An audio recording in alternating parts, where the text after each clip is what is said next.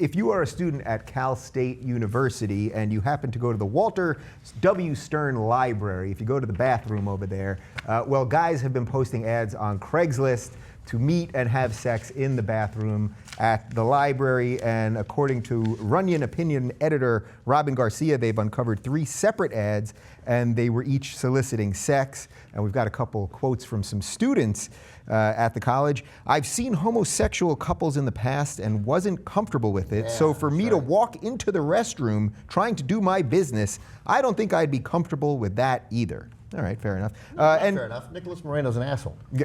But he is. I mean, do we need to debate that? I think we would debate that. I've seen homosexual couples in the past and wasn't comfortable with it. No, I get that.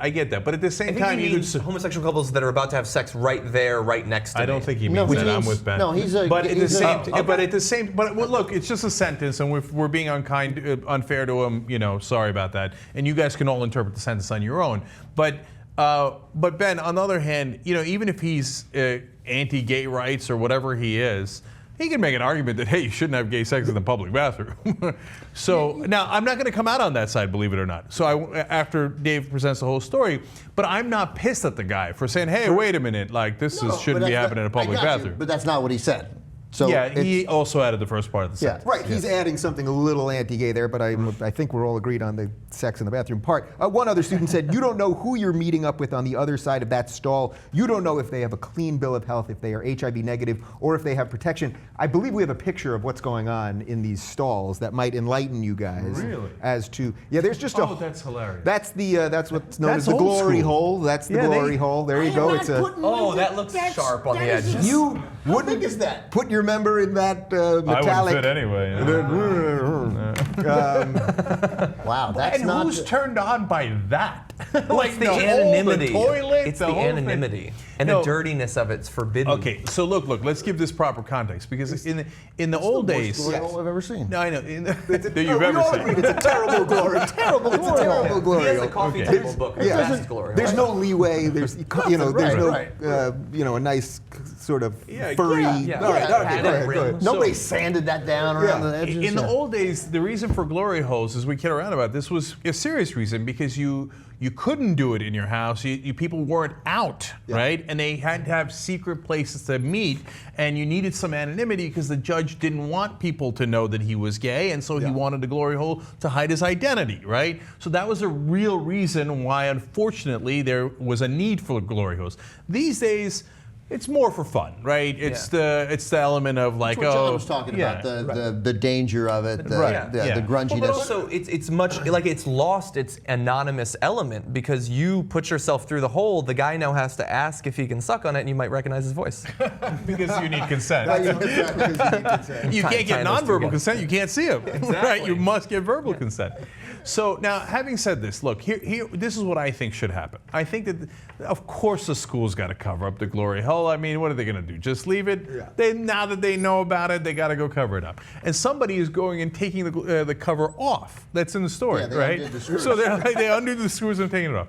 I think they should just keep playing that game. Okay? So they put it on, they take it off. But don't go around arresting people. They're trying to have fun. Who didn't want to have sex in the library in college, right? I mean, who are these fucking kids all disgusted by this? These are college kids having sex in the bathroom. Acquitted. Move on, right. Cover it up. And then if the kids do it again, cover it up again. Yeah, because so when you talk about that Marino kid, I'm with you on this count, right? When somebody told me that somebody was having sex in the college library that I was going to, I didn't think, oh, that's disgusting. I thought, shit, why isn't it me? Right? And if your natural reaction is, I've got to put an end to that, you're an asshole. You're an asshole. Right? Yeah, you're Rick Santoro. Now, of course, the school has to try, at least make some steps to put an end to it. They can't wink and nod at that, but they should just make a half-hearted attempt. Right. I will.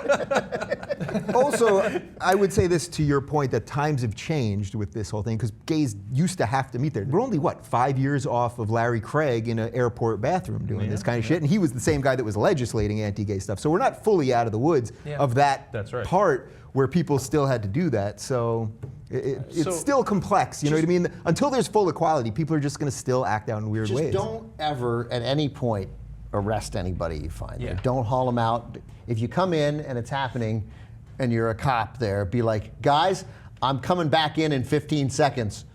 So Yeah. Finish.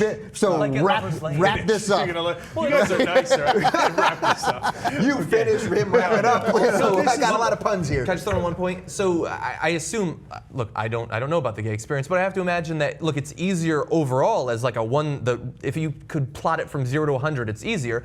But in college, I bet a lot of kids still feel a lot of pressure and don't feel. Like they might well need to maintain that at a young age in a place like college, whereas outside of college, you might not need it as much. This is why God invented the phrase, move along. That's what the cops should do. They should come in and go, hey guys, move along. Move along.